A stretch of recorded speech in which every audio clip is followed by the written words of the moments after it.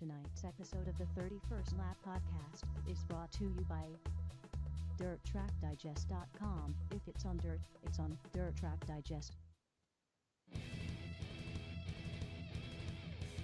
This is the 31st Lap Podcast, recorded live in the studios of FingerLakes1.com in downtown Seneca Falls, New York. And now, your hosts, Chris Marquardt. Good afternoon, good evening. Welcome to the 31st Lap. Got to get this thing fixed. There we go. We got Mike Mallett joining us here on the Skype hotline. We got Andy Jankowiak going to be joining us here in just a little bit as well. Mike, welcome to the show, man.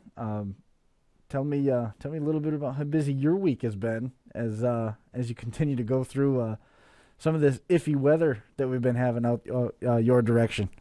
Well, this week's a little better.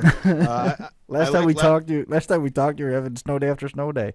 Yeah, I liked last week better because we actually had to go to work every day. That's overrated, man. It's overrated. But but seriously, no. It's been cold, but that's it. We don't. Us as Swigonians, we don't take days off for cold, just for snow. So big weekend for motorsports across the board with Chili Bowl wrapping up. How about Kyle Larson's run coming from the C-Main? That's freaking impressive. I don't care who you are. That is impressive. I mean, to come from the C-Main to win the Chili Bowl event, unbelievable. I mean, it's not. I mean, the Chili Bowl is, it's an impressive race to win, but to do what he did with all the different drivers and so on and so forth that are there is unbelievable. I mean, Again, the kid's got talent, and he proves it time and time and time and time again. It's just about impossible to comprehend what it takes to do that. You see all these top name drivers that are relegated to that alphabet soup program, and sure enough, he comes through. The C-Main qualifies through the B and wins the A. So, I mean, you got to pass a lot of cars to come up with that. Oh, yeah. I mean, starting in the middle of the C, then working your way up from the tail of the B, and then from the back of the A. And, again, the cars and the quality of guys he's passing, I mean, it's unbelievable. I mean, right. Let's, take a look here. We can talk about, who he's passing and just, read the results. And it's always a studded field out there. I mean, there's no question there. It's a qualifying night, so that's obviously a little bit different. But, I mean, he started sixth in the C-Main, won that. Started sixth in one of the C features. And then worked his way up through from there. Let's see. The B feature, he won that after starting 13th, so won that. And then the A feature, he won from 17th. He beat Brad Loyette, who's no slouch, Joey Saldana, who won the Battle on the Coin, or whatever the name of that is, out in Iowa. He won that race. Alex Bright, who's been on the show, former ARDC champion, if I recall. Robert Ballou, Tyler Courtney. Levi Jones was in that race as well. So definitely a star-studded field. Sam Haferteep. I mean, again, Michael Pickens. You just keep naming the names, and it was a great field of cars, and he started behind all of them and beat them. And that qualifies him for the championship on the 29th. Yeah, I believe the top three cars get locked in from each qualifying night. This is the night when we need Bombas, but top. But you know what he's doing? Watching more of this. He's watching live right now on RacingBoys.com. So, but yeah, so the top three are locked in, and he'll make the A-Main on Saturday. And I got to tell you, he's my pick. I think I want to see him win it just because I like him. I mean, I'm a homer, I guess, in that sense. I wrote that story last week, so now I'm a homer again. A homer. You do pull that card now and again, don't you? I love playing the homer card. It's fun. I mean, come on, I want homer wing panel tonight too. I love the wing panel. We went racing Jason Barney with ESS tonight. I didn't go national star. I went local star. So hold up your right hand with one finger and point up a little bit higher, a little bit higher. A little bit higher. Oh, yeah, and right that's up there. The Dirt Track Digest logo. That is the DTD logo on that wing. And that was on there as it raced, too. I didn't just add that after the fact. Oh, yeah. So. I was talking with Mike about it before the show started about the eventually we're going to have to start getting into a point where we're recycling wings, the ones that we've already seen. And he goes, no, I'm just going to take these 8 that have been in the house for the last couple of weeks back out to the garage and bring in 8 new ones to cover us through at least through the next little bit of the spring as we work towards opening date. It's opening weekend for the modifieds is only a month away with Golden Isles show on deck. Then we've got Florida. And after that, April 7th is the modified opener with Brett Jao's show at Orange County. Yeah, we are hustling along here. I can't believe it. I mean, I'm excited. This winter has been really my first. I guess it's my first, not my first full off season of owning Dirt Track Digest, but it's my first full year of experiencing it. Was last year. Finally getting all the way through to March. So this will be. I think it's been 2 years now in March, right, or April, right? It sounds about right. Yeah. So it's my first year really going through the off season. It's been challenging, but I'm not going to tell you what we got coming up, but I teased a little bit. I was on Doug Elkins' show earlier today, which will be airing on Saturday, and we got something big coming up with DTD here in a month or so. I'm not going to say what it is, but we got some cool things coming. So keep checking the site, keep visiting and checking things out, and we got something coming. Hopefully you'll like it. So we shall see. Well, that's my tease of the evening. So is that your shameless plug of the evening too, or we're gonna? No. I'll keep doing that all night. Oh, okay. Oh, wait. I'm a shameless plugging CRSA tonight. Capital Region Sprint Series. Wait, let me get the. There you go. Hold on, I gotta go up higher. There you go. There you go. Perfect. Yeah, there you go. So that's my shameless plug of the evening. My friends that run the 305s. I gotta give them a little love once in a while too. So. Officially came out. The deal's done at Black Rock Speedway. Going back to the name Black Rock, and. Going back to modifieds and sportsmen officially as the main classes. Yeah. Good luck. Yeah. Again, I'm not trying to be mean or anything. Again, just talking to Dan, I hope Mike does well, and I hope it works. That's what I hope. I don't want to see him get himself in trouble or whatever, where financially it becomes unattainable or anything like that. Because ultimately, you don't want any racetrack to be in a crappy situation. If that makes sense. Yes, I agree with that completely. You don't want anybody to put themselves in a situation where they're going to be in financial trouble and run some risks. But when you look at you just look at all the pieces, it's that is a daunting challenge that he's taking on. Yeah.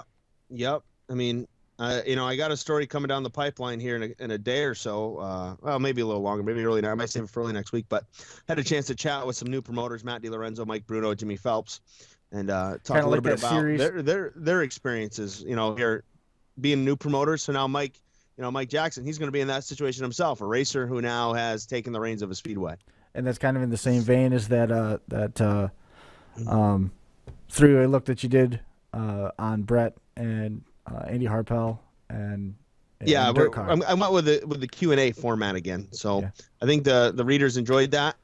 Made it easier to follow what was going on and so on and so forth. And I like it because, as you know, Chris, it's one of the easier stories to write because you just got to transcribe what they say. And then it's word for word. Here's the question. Here's the answer. I've never done one of those, to be honest. Really? Nope, I've never done one of those Q&A things. I've always turned around and wrote the I could write every story like that, and it'd be great. If you want to. Yeah, no, just in the off season. I think it'll be my off season task. You don't want to just put so and so won and then transcribe the victory lane quote. So and so won, and here's what he said in victory lane. Period. Done. No. I enjoy doing a little bit of work, not too much, but a little bit. Fair enough. We had some big news this week, of course. You and I talked about it prior to the show, so we'll just get it out of the way now. We've got 6-7 minutes before we get Andy Jankowiak on here to talk Trenton, Atlantic City. And probably tomorrow we'll see modified stuff, too. I'm sure that'll come up. The Short Track Super Series event scheduled for Glen Ridge Motorsports Park has been dropped by Pete. And basically his reasoning, multiple things. If you had a chance to read the story, which by judging the numbers of the story, a lot of people had the opportunity to read it. So that's it was nice. We got a nice jump in numbers here with this story. So, if you listen to Pete had a conversation with the folks at Dirt Car about possibly earning a Dirt Car sanction, which again, nothing isn't set in stone. They just had a conversation. But as you know, as it says in the story, Pete is very beholden to Dirt Car in the sense that he runs dirt car rules, dirt car Hoosier tires, and pretty much is a dirt car sanctioned track.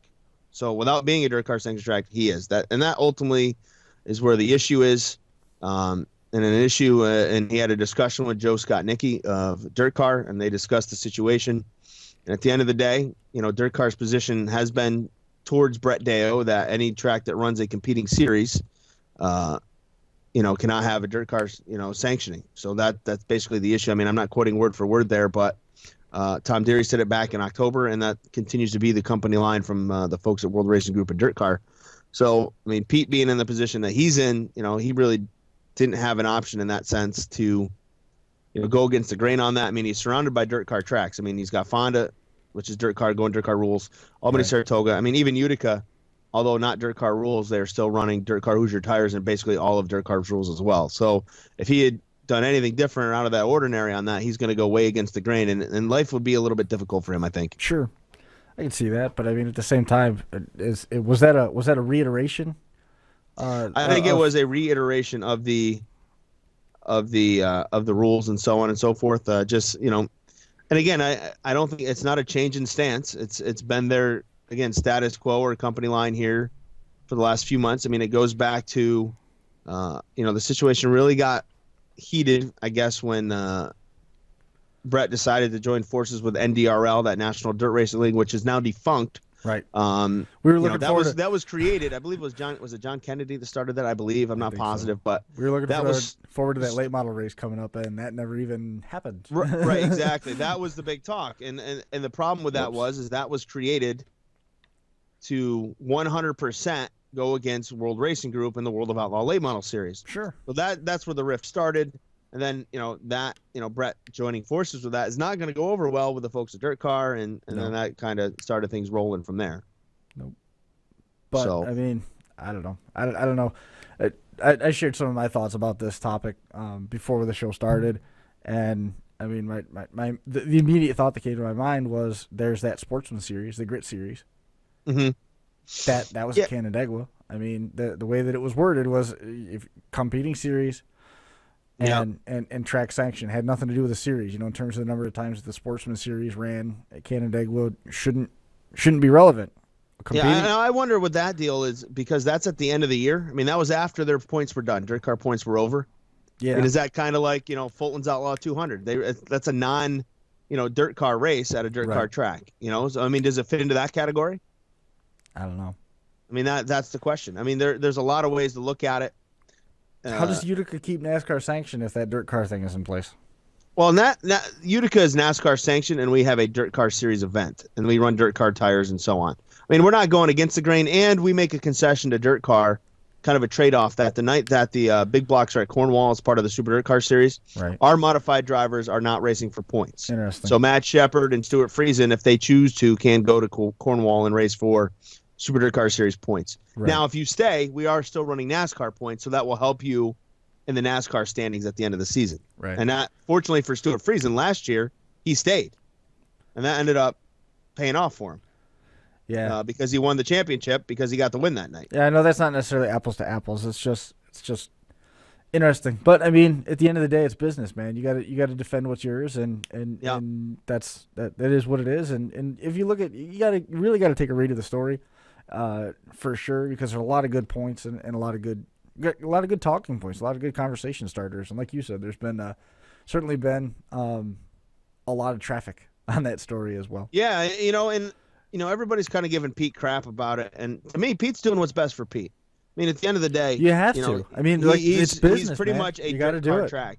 He has to do what's best for him in that sense, and that's a decision he has to make. I mean, does it suck? Yeah, sure. It'd been great to see that race at Glenridge. I was looking forward to that race, but I mean, Absolutely. Pete is not in a position to go against the grain on that deal. If something happens with his affiliation with Dirt Car, and there's an issue, who's the only one that's going to lose in that? It wasn't Brett, it wasn't Joe Scott-Nicky, it would have been Pete. So right. I mean, Pete's doing what's best for him, what he thinks is best for his racers, and I can't fault him on that. I can't, Sure. You can't fault anybody that's making decisions for the best of what they think they need to do. Do we like it? No, because it sucks, because we all want to see a big paying race at Glen Ridge. I'd love to see it. But at the end of the day, it just didn't work out this time. Right. It wasn't something that, if it's not something that you feel is going to work out, then probably the best decision is to get it out of the way so that business can continue in the black. Yeah, I mean, let's be honest. It's January. He made the cancellation in January. It didn't. So it really shouldn't have affected anybody. Right. Exactly. I mean, he was smart. He did it. The right way. He did it here. He said last week they had talks. He was going to do it, and then you know what? It didn't work out. So he had discussions. After those discussions, he decided it was better for him to pull the plug, and he did. And he did it now before the schedule are out, before anything gets difficult. So time was right. Yep. I agree. So. What do you think? Want to get Andy J on the phone? Or are you doing that now? Doing it now. Okay. So we're gonna have Andy Jankowiak here. We have Andy Jankowiak. Oh, you got him. I didn't even hear you. You must have muted the microphone. I muted it. Put it on you, and you were finishing your thoughts. I got Andy, and just as you said, are we gonna get Andy? I was putting him in. Oh, you got him. Nice. Okay, good. Because we run a 85% production here. 85%. You're giving us a lot of credit if you think we're at 85%. we're running on a solid 6 cylinders. Yeah, we're there.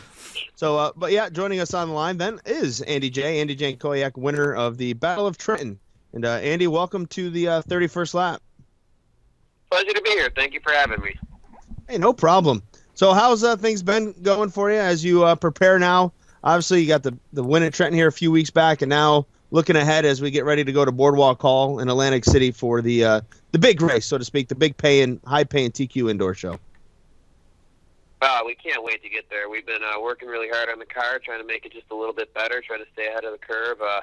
The Gamblers Classics, it's a big deal to all of us. We're really looking forward to it.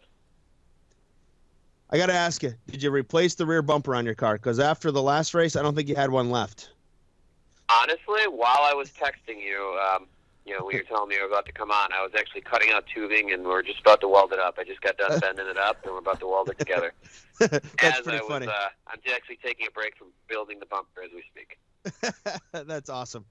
Talk a little bit about what it's like to race indoors and the battle that it is, especially for you. I mean, you started up front, you started on the front row, but that whole race, you have different guys next to you. You have different guys behind of you.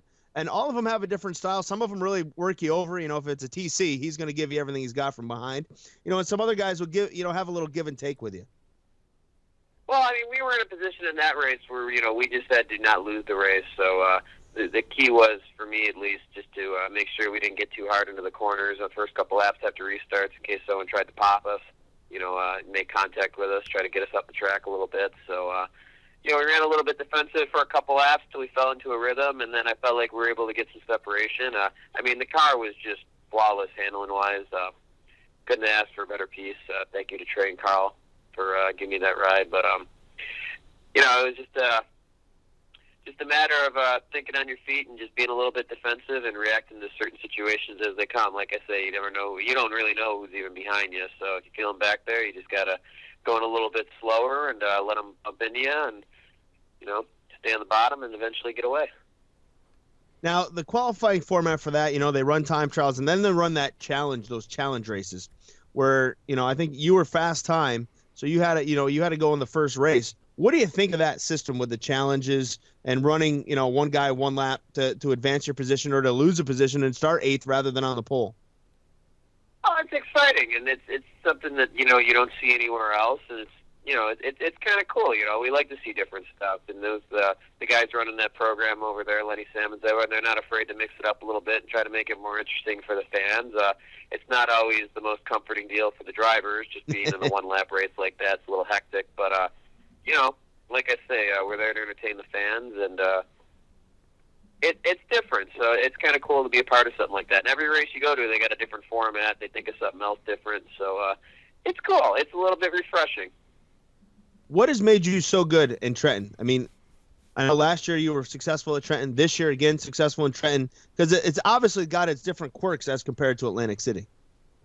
Well, last year, Atlantic City, that was my first indoor race with the Hoddick team, so we kind of started to get the car dialed in, and we were just able to get it that much better at Trenton when we came back there in February. And every time I think we get a little bit better. So hopefully we'll be a little bit better even yet going into Atlantic City here. We're learning a lot about the car. And, we're going to make a couple more little small changes here, try to get a little bit better, and just see how it goes. But like I say, we learn as we go, and just try to keep getting better. It's basically the tracks, the trend's a little bit smaller, so you got to race it a little bit differently, but you kind of do things about the same way, setup-wise and even racing-wise. It's just a matter of trying to be smart, miss the wrecks, and advance when you can. So a similar situation, and we're hoping all the success from our last 2 Trenton trips here is going to transfer over to our next Atlantic City trip here.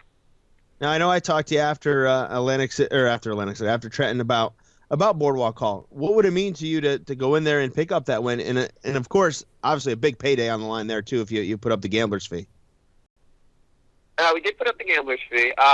God, that race means so much to me. I can't even describe it. It's probably up there in the top 3 of races I want to win, before I, someday long way down the road, call it a career. But when I'm 98 years old and I'm not doing much, I can see myself looking at that Gambler's Classic trophy and being a happy old man. That'd be pretty cool.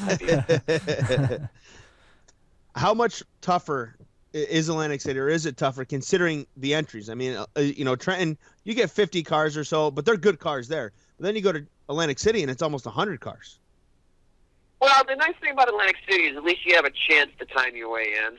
Where Trenton, you really didn't. Like, we had fast time both days, and we still had to race our way in both days. So there wasn't any guarantee there. Where Atlantic City, if we can time trial top 8, which we hope we can do, at least then you're out of the heat races, and you never know what could happen in one of them heat races. So that's a little hectic, and then you get someone behind you that might be desperate trying to get in, and you never know what could happen. So that's not a comforting thought, but at least at Atlantic City we had the chance to time our way in. So it's kind of it depends how time trials go, really. If you don't get in through time trials, then there's less spots to be had by more cars, and those heat races for Atlantic City are going to be very, very hectic. I can't even imagine them. Working on our time trial setup to make sure that doesn't happen, but we'll see. And if we have to go in through the heat, then that's just what we'll do.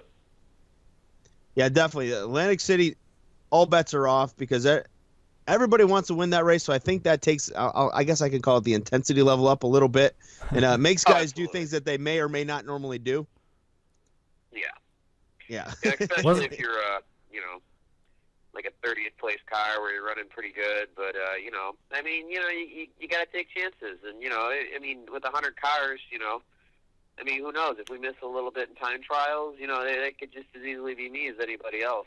We got a good program, but there's a lot of guys there with really good stuff, and everyone's just going to keep getting better. We're all learning about these new tires, and it's not going to be easy. It's a little nerve-wracking. I'd be lying to you if I told you I wasn't going to be nervous on race day. But, you just do what you can, and you try to get the most out of the cars that you can, and that's all you can do. Do you think it's an advantage for you? I know you guys don't run a Lafleur chassis. Everybody talks about these Lafleur chassis. Lafleur. You don't run one of those chassis. You run one of your own designs. Do you think that's an advantage for you since you guys have come out so strong that you've got something different that nobody else has? I know it's an advantage. It's certainly something different. We had the straight axle front end, and they had the independent suspension front end, so it's a totally different animal. I give a lot of credit to Mark Lafleur. He's a smart guy, and he really knows his stuff, and those are beautiful cars, and he does good work, and he's great to work with. So, I don't know if our car is any better or worse. I think it's just about making the car work, and one of my Trey and Carl, they built the car, and they gave me something really good to start with, and I've always been very, very good at diagnosing the chassis and making little, adjustments here and there and just tuning in what was already built, and that's just where, I think I had a little bit there. And, we're just able to react to different situations, adjust the car, and just keep making it fast, and it's just been getting better. Do you like, you mentioned the tires. Do you like that they went to a Hoosier tire rule where you're locked into having a set tire where you don't have to worry about that tire decision anymore? I don't, personally. I think it was kind of cool. It was kind of a throwback situation, the way it was. Everyone's on a different tire and, whatever you think's going to work. So that aspect of it was kind of cool. In the end, it really doesn't make a big difference. We're all spending about the same amount of tires, and it takes a little bit of the thinking out of it, and we like to problem solve and try to, build advantages by, figuring stuff out. So on our end of it, we probably wouldn't prefer it, but it is what it is, and that's what they thought was best for the series, so we're okay with it. How does the indoor racing and the asphalt modified racing go together? Can you pull a lot from your asphalt modified experience to use indoors at Trenton and Atlantic City, or is it something where you have to adjust your style and change everything that you do? Yeah, it's only similar in that you're driving in a circle. I mean, every aspect of it is different. The way you drive, how you set up the car, things you even do to the car to make the car handle differently. It's just a totally different animal. And, racing in indoors is more about being smart and surviving and missing wrecks and being there at the finish, even more than it is about racing. So it's just a totally different animal. And indoors you got to go. You got to try to get to the front, try to get to somewhere safe, and try to get in front of the wreck before the wreck happens. And it's a totally different mindset, totally different way of thinking. But it has its own set of challenges, and I as a driver really enjoy it. I look forward to indoors all year. It's just it's a really cool little deal, and I'm just very fortunate to be in a situation where I can be getting quality equipment and competing. Talk a little bit about your Race of Champions season last year, and then talk to us about what you got going on here in 2015 with your regular racing job. The asphalt modified. Yeah, I mean we had a up and down year last year with the ROC stuff, and then we got the 2-barrel SST, SKs type stuff. We won a race over in Holland on the ROC tour, our first ROC win, which was just, I can't even describe it. It was just phenomenal. So that was really cool. Car was always fast. We had a lot of other problems other weeks, just bad luck stuff and stupid stuff that I should have caught in maintenance and just wiring stuff, and just kind of felt like we had a monkey on our back there for a lot of the year. But we got through it. We ended up wrecking the car the last race of the year real bad over at Wall Township, so it's getting a front and rear clip. We're going to start fresh this year. Last year we won a couple big SST shows too. We won the Decker race over at Holland. We won the U.S. Open. That was with our 2-barrel cars, so that was pretty cool. Next year we're going to do the ROC. We're going to do the Tri-Track. We're going to be dabbling with the MRS series a few times, trying out That's cool. Stafford, Thompson, and Waterford. We're thinking about making a jump into the Wheeling Tour here in the next year or so. So we want to get a couple laps over there and try all that out. But the main focus is going to be the ROC Modified Tour. We're going to run the whole thing, try to go for the championship. And I think we're going to go to Bowman Gray Stadium open day for the 200 lap or two, because nice. everyone's talked about it. We all want to try out there, and no one's ever been there, so we think that'd be pretty cool. And I figure I got all this practice racing indoors. It's got to be pretty close to Bowman Gray. Maybe we'll do all right. Yeah, there's no doubt you'll need that indoor experience at Bowman Gray. Every week you watch the highlights there, all they do is run at each other, spin each other out, and miss the wrecks. That's pretty much it. So yeah, those are all points. You can do. All points that Andy already made. Yeah, oh yeah. What, Andy, you talk a little bit about the. Well, hang on. Oh, you got a question, Chris? Go no, ahead. this is just an observation here. So, not talking about your winter racing, how many races do you do a summer? Between all the different rides, I mean, we talk to the dirt guys all the time about all the different series and stuff that they're jumping in and out of in different cars, and some of them are doing like 35, 40 races. Some of them are doing up over 120. Where are you falling with the schedule that you just described? Because you are all over the place. To be honest with you, we got a Dirt Sportsman too. I ran that a couple times right. last year. We actually won a couple. We took my 2-barrel car and we converted it to run with a Canadian series that we dabble in. We won a couple races up at this track called Varney Speedway. It's about 3 hours into Canada. Been there, Mike? Mile, like 40 degrees of banking. The most unbelievable place you ever seen. It looks like an RC car track with modifieds on it. It was just incredible. So we dabble with that a little bit. My employers are pretty good at working with me about time off, and we just go wherever we can. As long as I'm doing well and we're not wrecking the car, win a couple races, we get some winnings to play with that keeps us going, and that's pretty much it. If we're winning races, we'll race more. If we're having a hard time, we slow down a little bit and recoup. That's it. But I'd say we're probably somewhere in the 60, 75 range. I mean, we got a go-kart, too. I'll run go-karts in the middle of the week when I can. Love racing. Gotta stay fresh. Right. Well, it seems like the modified, the dirt guys that we talk to, their schedules are condensed, so they might have that 60, 70 mark, Mike, but they're doing it at their local tracks with the stuff that Andy's talking about. He's way out on the East Coast all the time. It sounds like there's a pretty heavy travel schedule associated with that because Andy's out in Buffalo. I mean, is it more? Is it less than what the modified guys got going on travel-wise? Oh, it's all driving. I mean, that's the hardest part about it is, like, we run the Tri-Track series, and we're in, like, New Hampshire. We went to Lee last year, went to Star last year, went to Seekonk, Massachusetts, and they're all 500 miles away. Right. Yeah, I mean, that's Gray is going to be, like, 600 and... I added it up. It's like 650 miles away. Yeah, but what's another 150 miles between friends, right? If we got money to do it, we'll go do it. We're looking at a couple of those Como races too down there. They called Como Modified Series, like the old Smart Tour. There's a race in Tennessee that was on a Sunday we're thinking about going to if the money's there.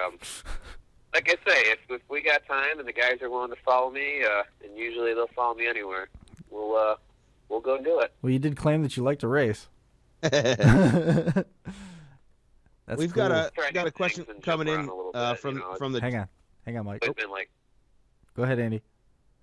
Yep. No, I've always been someone that likes to try different things. We even in my two-barrel days, if we won a track championship somewhere, I never went back to the same track. We up around, we bounce around to different tracks all over here, and just try to win championships at different tracks, and just like doing different stuff. Sure.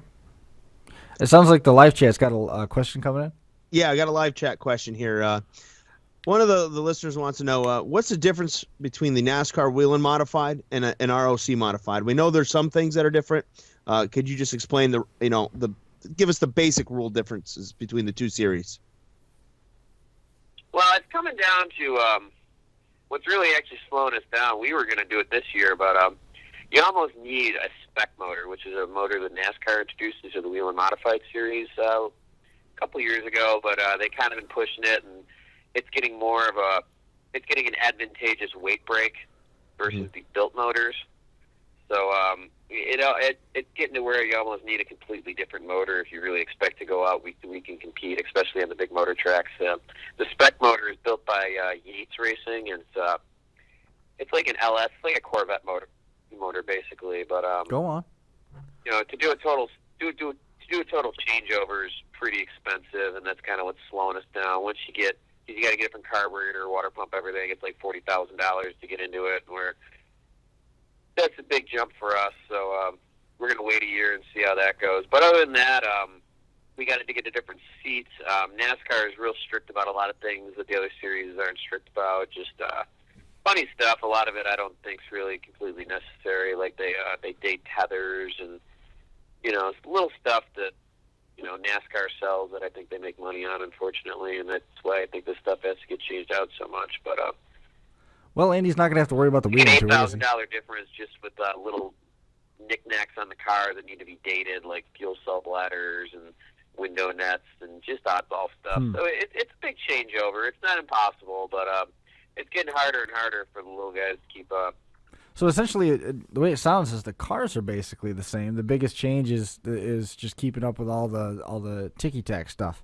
With your tethers. Yeah, the cars are basically the same. You can still take an ROC type motor and go run up there, but they got that spec motor deal now, and it's getting to where that motor has a pretty sizable advantage from what I understand. So it's getting harder for an ROC type motor to keep up. But like I say, there's still the option. You still could go do it, but usually if we try to go do something, we're trying to go there with at least comparable stuff to the best of the best. A lot of motorsports are trending in the direction of that LS combination. Yeah, it's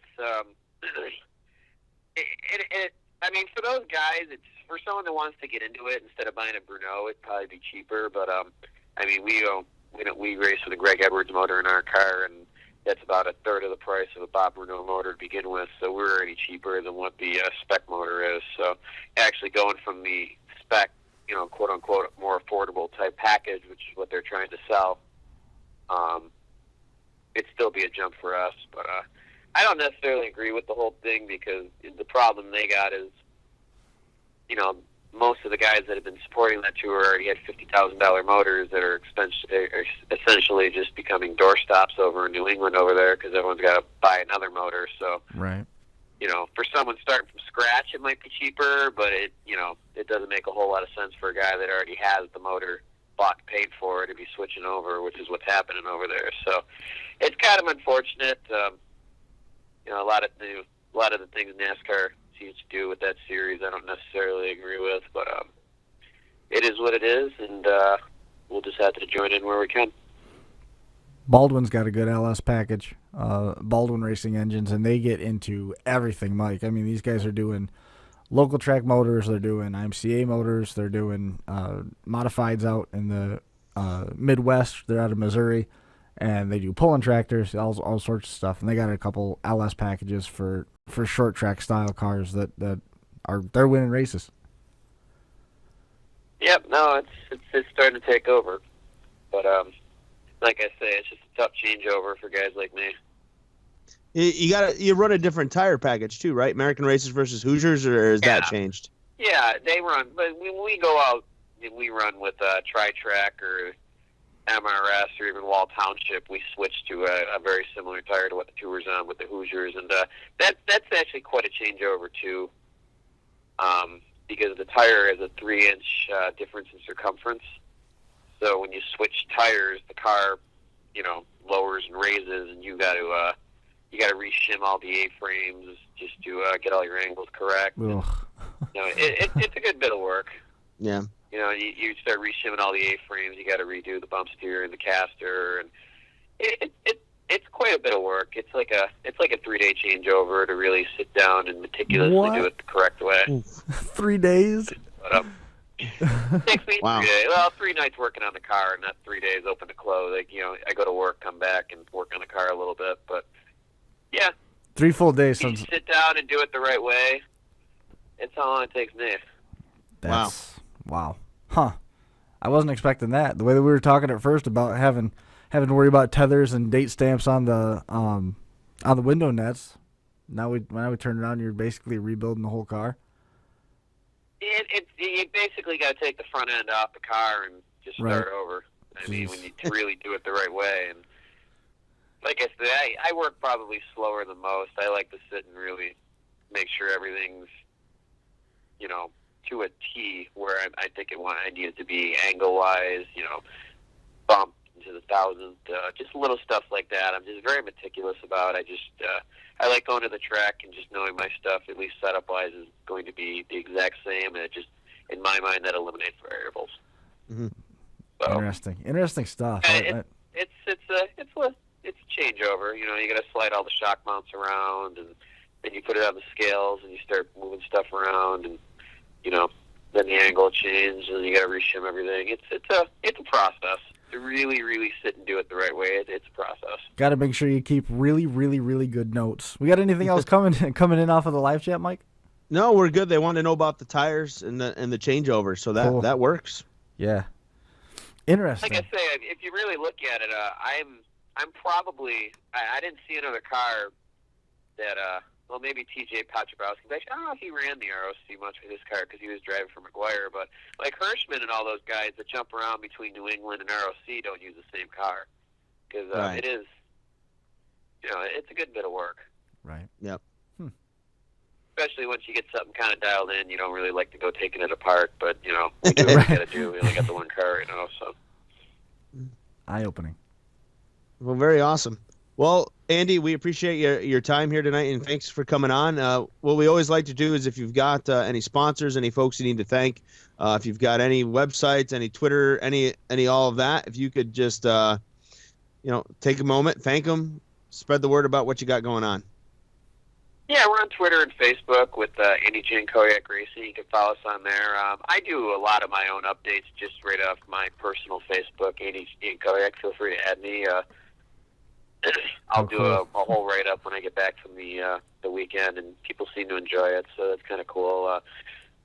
We have Cranky Hick Inc. for sponsorship. Local guy helped me out. He's our big funder. We work with Fox Shocks, best shocks in the business. Recommend anybody in modified racing start taking a look at them, because I think you're going to see them about on every car here pretty soon. EP Racing Fuels. Got some. What else am I supposed to remember? I'm bad at the sponsor stuff. Usually I do the interviews in Victory Lane. I just start looking at the car and walking around. Tougher now, huh? Yeah, I guess that's about it. Cool. Well, hey, man, we appreciate your time, and we look forward to seeing you here in a couple Appreciate weeks you down guys in having me Atlantic on. City, and good luck to you. We look forward to talking with you after Atlantic City with a big old trophy sitting there so you can pretend you're a 95-year-old man. Oh, it'll be there when I'm 95, I promise. Outstanding. Won't be going anywhere. Well, again, man, appreciate you coming on the show. I appreciate you guys having me on. I always appreciate the press, and just appreciate you guys, all you guys do for racing. We tried, Thanks, man. man. Thank you. Good luck. Hey, thank you. We'll talk to you in Atlantic Yeah. City. We hope so. Yeah, Thanks. have a good night. We'll see you. Bye-bye. There goes Andy Jankowiak from out in Buffalo, hoping for some good luck so he can put a trophy on the mantle and be That's awesome. a happy 95-year-old man. That was pretty cool. Yeah, that is neat. That is neat. Andy brought up a point while he was talking. Mentioned one of his sponsors, VP Race Fuels, Mike, and I got some interesting news out of VP Race Fuels this week.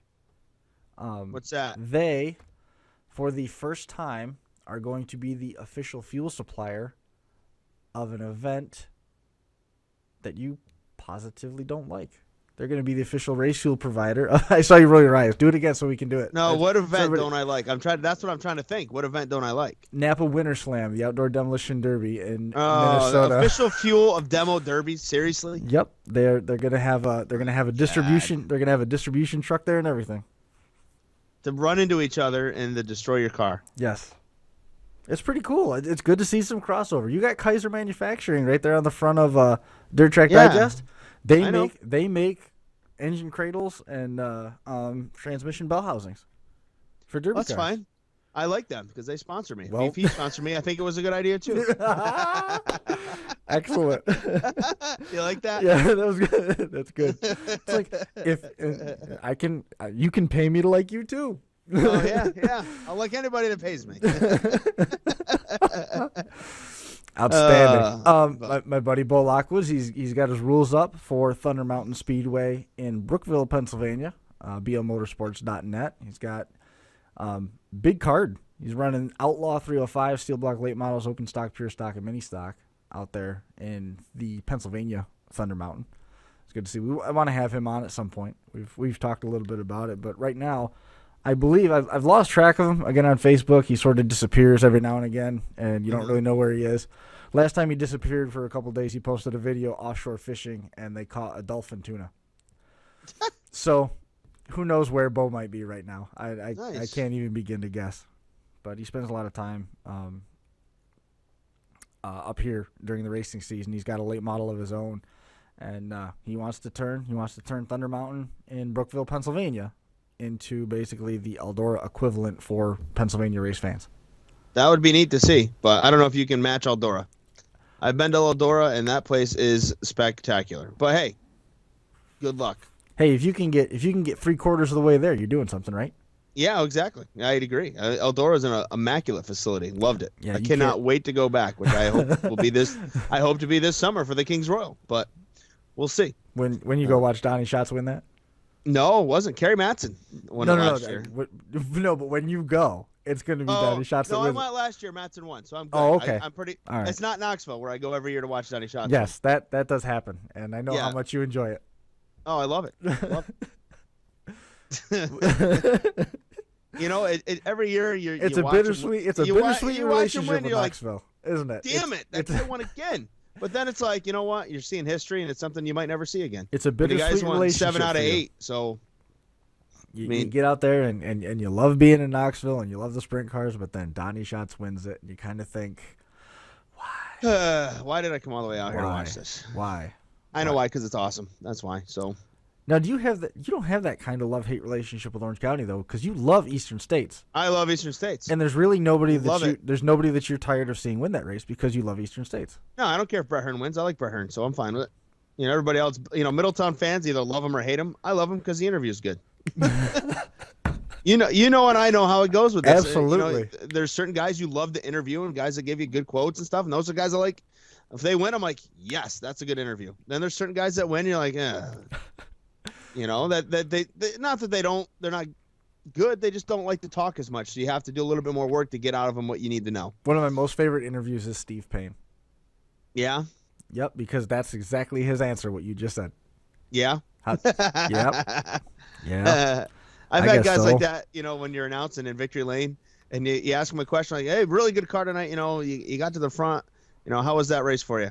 It was good.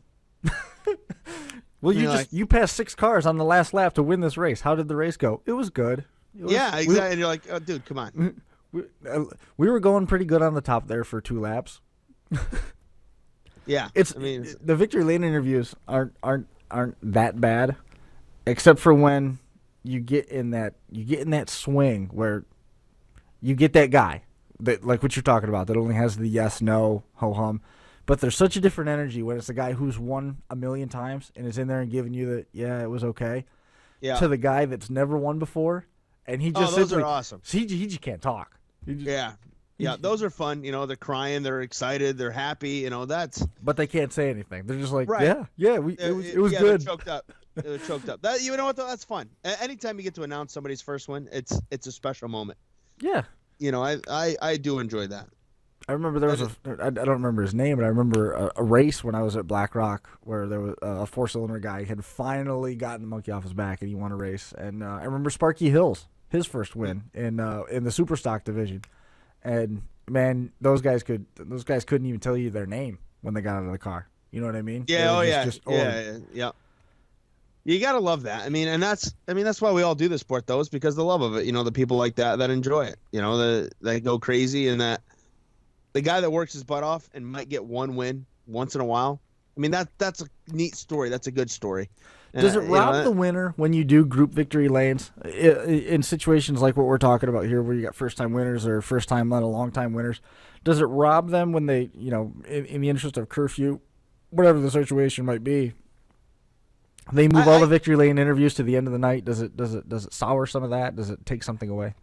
I feel bad when you do that. Like I know at Fonda we used to do it a lot, where we would interview the pure stock and the pro stock feature winners together, or the 4-cylinder and the street stock feature together. Yeah, I understand. I feel bad for the guy because you're making him wait to celebrate his win, but at the end of the day, we've all still got a job to do, and our job is to get people in and out of there as fast as we can. Sure. So you do want to give that guy his due, but you also understand that this is the way that system works, and right. Time is conserved or reserved, I should say, for that modified victory lane. That's that's the headline class. That's what people pay their money to see. In theory, I'm not saying everybody, but a good portion of those people pay to see the modified. The bell curve favors those odds. Right, exactly. So you have to give them that opportunity. To have the headline division be the main interview of the night. Right. That's I get almost every racetrack's going to do that, and it sucks, for the little guy, but I understand it too. I'll tell you one thing it was one of the most disappointing things that I've seen is this dude finally broke through for a win. This has some years ago. This was probably close to 10 years ago now. Finally gets through for a win, and there's rain coming, so victory lane gets put off. They bring all the winners out at the end of the night. The rain is looming, but it's not falling. And the radar says right now that it should be underwater right raining. Now. Yeah, the track should be washed away at this point. Bring the drivers out at the end. So the only car in victory lane is the modified. None of the other drivers have their cars out there. So the victory lane pictures are with a background of a modified, and the guy's not even in his uniform. He's wearing a flannel shirt and a hat. It was a September date, so it was cold. And I'm like, dude, this is I feel bad for you, man. Next week, bring your car out again, and we'll retake the picture just so that you have your car in the picture. Yeah. But You know what? I felt bad a couple years ago. Was it last year now? 2 years ago now. Matt Tanner won his first career ESS victory, and it was a rain-shortened 13-lap feature at Utica Rome. You don't do Victory Lane in a thunderstorm, pouring rain. You can't. So, I mean, I'm doing the Victory Lane. I'm doing my interview with him for the press release in his trailer as it's pouring out. right. And I felt bad for him, but it was still kind of neat. That's something he'll have a story to tell. My first win I won, it was raining. So that was kind of cool. But things like that. It's that's part of it too. I mean, I've done Victory Lane in the rain. I've done Victory Lane and trail. I've done it where you bring the guy over and you're underneath something talking to him. And I've also done it where there's no Victory Lane. You got to go to the guy's hauler and stand in the pouring rain and talk to him that way. It just depends. But it's all fun. Yeah, I was doing a race report at Rolling Wheels one time, and I think it was the only point that they put water on the track that day was when it had finally started to rain, and it had nixed the race. And Alan Johnson ended up getting the win, and I was talking with Alan, and his wife had an umbrella there, so he's covered up, and I'm doing the interview. And I'm standing right at the edge of the umbrella, so all the water running off top of the umbrella is running right down the back of my neck, and I'm getting a little squirmy. He goes, "Are you about done with this? Because I'd like to go get in and out of the rain." Mm-hmm. So I'm like, "Yeah, we're good." So at that point, I think I met up with you, and you had gone and you'd gotten a couple of the other guys that were hanging out in their trailers doing the same thing. Yeah. And you asked if we got anything good, and I'm like, all we got was water, buddy. Yeah, that's it. We got rain. There was not much, and I mean, I'm searching for any angle to latch onto to write this story so that we can have something of interest to read about, and it's like there's just nothing there. There's nothing there, and the guy doesn't want to be standing out in the rain, and neither did anybody else for that matter either. I think one of my favorite interviews. I don't know if it's my favorite interview, but Pat Ward after Pat Ward and Fulton. I remember that. That was awesome. Yeah, that was awesome. Back in my less professional days, but one of my favorite interviews actually was at Utica Rome. It was before I was the announcer there, and they had just put a ton of new clay down. It was the year they added the banking, so they had these huge banks and all that, and they raced, and it was a really muggy, crappy day. Rain was coming. We had gone to Weedsport first, and that's when Weedsport was running weekly, and Weedsport had been rained out. So we hustled down the thruway to get to Utica. We pulled in the parking lot just in time for the mod features. So we get in. This is when I was paying to get in. I mean, this tells you how long ago I was still paying to get in as a writer. When you're putting your time in, earning your keep, so to speak. And Dave Camara was racing, and he flipped in turn one. I mean, it wasn't a hard flip, but it was because the track it was so rough. The track was insanely rough. He flips, and then they just get him off the track, and it starts pouring. And I get over there to the hauler, and I'd known Dave, for a while. I talked to him before at other places, and I walk into the trailer just to ask him how he is or whatever. And I've never, other than probably a Lusaconi interview that I got once, he flipped out. What stinks is now I record every interview, so if I get some good ones, I keep them. I didn't have the recorder then. I just had the notepad, and I was writing down the quotes, and it was entertaining. He was so mad about how rough the track was, and then he was mad that it's raining and he's got to load his car up after wrecking it, in the pouring rain, and I hate the. Again, I don't want to remember bad luck for somebody, but it was entertaining. When certain guy, just the way he said it, and then at the end he's like, "Well, hey, have a safe trip home." He's just pissed off, and then okay, So, but that's one of my favorites. I was scared to death standing in Frank Cozy's trailer. Yeah, at Fulton one time. At Fulton, he called me up into the trailer, and I thought I was being called to the principal's office. Basically, I didn't know what was coming, and I'd only heard tell of him. I'd never really seen him before. This was a long time ago. Never seen him to interview him anyway. And this was at Fulton after he'd won. It was a spring race, and he called me up into the trailer, and I'm standing there just patiently waiting for him to be ready to do something. And he disappears around the corner, and he starts rummaging around in what I presume was a toolbox. And he goes, he said something, and I wasn't paying attention. And he said it again, and I thought he was talking to somebody out at the end of the thing, talking about tools. And then he goes, "Hey, do you want a Pepsi?" And it shook me out, and I said, "What?" And he goes, "A Pepsi. It's a can of pop." I'm like, that's no, awesome. no, sure, yes. Oh my God, I was so nervous. Yep. Yeah, those interviews are fun too. Frank Cozy, I got to tell you, Love talking to that guy. I love him. Love talking to him. We've had him on the show, and it was awesome. Yeah, one of my favorite guys, to talk to him. I like talking to him, like Billy Pouch, Kenny Brightbill. They always got some story that they tell, or something that you don't know or never heard of, about Flemington or these places that I never had the chance to go. And it's always a great story. And they tell it so well because you can tell they've told it 172,000 times. Right. But it's just I love hearing those stories. Frank. Frank is a great guy. By the time you hear it the first time, the banking's a little steeper, the speeds are a little faster, the hits were a little harder, right? Yeah.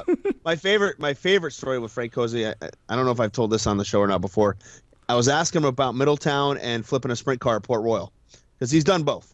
So he took a modified. He hopped the wheel going into turn 3 at Middletown, and he flipped up end over ended it, went through the billboards and out into the parking lot in turn 3. And then at Port Royal, he caught a wheel in turn 3 and flipped endo through the air and then landed, down over on the other side of the fence in the pits. So I asked him, I go, "Frank, what was a scarier ride?"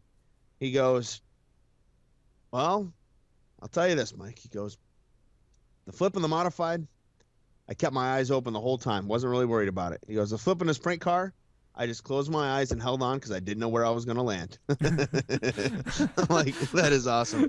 He goes, "And when you're in the air in a sprint car, it feels like eternity." He goes, "Because you have no idea what's about to happen." I'm like, that is great. That does not sound good. Yeah, and then he goes, and of course, the first guy to come over and ask me how I'm doing is Fred Raymer. He goes, "Well, at least you got that out of the way." Like, yeah, that's about right. So Go ahead. No, go ahead. I was going to say, who else is a really fun interview that you probably wouldn't expect? Gary Tompkins. Yeah. Gary and I, we bust each other's balls when I interview him. I don't know if we have a serious interview where we don't have a 5-minute discussion about sail panels and how they are awesome. But Gary's always so, I don't know if sarcastic or cynical is overstating it, but I mean, he's got this cadence, this delivery in his conversations after the races. It's always hilarious. I love talking to that guy. Yeah, me too. Very good guy, good interview, good times. So Bobby Perro's another good one. Sprint car guy. Bobby Perro was always a good one. Yeah, I got a few sprint car guys that I enjoy talking to, and what's funny is Jason people Barney. don't, in this business, we're not supposed to have favorites. You're supposed to be, again, as we talk, you're supposed to be impartial, I guess is the term for it. But yeah, how many rules did we break tonight in this conversation? Yeah, no, but again, it ultimately boils down to the guys you want to win are usually the guys that like to talk and give you good quotes. It's not anything personal against any driver. It's just, I know if this guy wins, the quotes are going to be this good, and if this guy wins, it's going to be okay. I have to work for it a little bit more. Right. And that. Do you think that's a conscious decision by the drivers? I don't know. I mean, I just think some guys like to be talked to, and some guys just don't know what to say. Yeah. I can tell you this, when for me to sit here and we do those interviews, we talk to Andy J, or whoever we have on the show. It's easy to do the interview. I was on Steve Inch, the announcer down at Selinsgrove Speedway, does a radio show down there on ESPN, and he had me on one night to preview the ESS show, and it was so weird being on the other side of it, having to think about the answers to the questions, because you're used to asking the question, not being the one answering the question. Right. And then I'm like, and then it gave me a different appreciation for the guys, that you talk to that necessarily don't like to talk, because it's not an easy thing, to come up with the answer to questions. It can be a challenge at times. Sure. So it gives you an appreciation for that. Like tonight I did Doug Elkins' stuff for an interview. Because we're gonna have a little chili bowl gathering here on Saturday. So playing some poker too. So hopefully I can win some money. Again, the people that give Mike money are the people that he likes the most. If everybody goes to his house and loses poker, they will be invited back. Yes. If you're a terrible poker player, you'll be invited back to Mike's house. And apparently, every time we play, I will tell one poker story quick here. By the way, you froze with duck face. It's fun. It's too funny. It was during Super Dirt Week, and it was myself, Adam Ross, who was one of the co-owners of Dirt Track Digest, and Doug Elkins came over to my apartment, and we were sitting there and we're playing cards, and Adam is catching cards like a fiend. If you've ever played cards, you know what I'm talking about. I mean, and he rivers Doug like 4 hands in a row, and Doug gets up from the table. He's like, I gotta go to the bathroom. He goes in the bathroom. He closes the door and he turns the vent on. And next thing you know, I hear him swearing and mumbling because he's so pissed. So not good. Never want to hear that. But it's funny. We've all been there. If you play cards, you've all done it. So, but yeah, we always pick on Doug. I always pick on Doug whenever I get a chance about that. His Adam Ross suck out night. He gets so mad. He was so mad. And I got to tell you, if it was me, I would have been doing the same exact thing because it was unbelievable. He just had one of those nights where every card's like, are you freaking kidding me? So, it's definitely a funny story. But again, that's race. It's part of the racing deal. Anytime you hang out with race fans, you do fun stuff like that, and that's why Saturday we're having a little gathering here. We got some friends coming over and hang out, have some fun, and hopefully, folks out there are doing the same thing, getting together and watching the Chili Bowl. It's on TV, support MAV TV. I know I have the channel. I watch a lot of the racing from there. I know the Cocoa Paw races, a couple of them will be on TV too, so keep checking that out. And I didn't buy the subscription to the Racing Boys. I've heard it's been outstanding. I know Dean Reynolds has it and Baumus and so on. They're all watching it, but you ought to go over to Dean's house one of these nights and do a show from over at his place.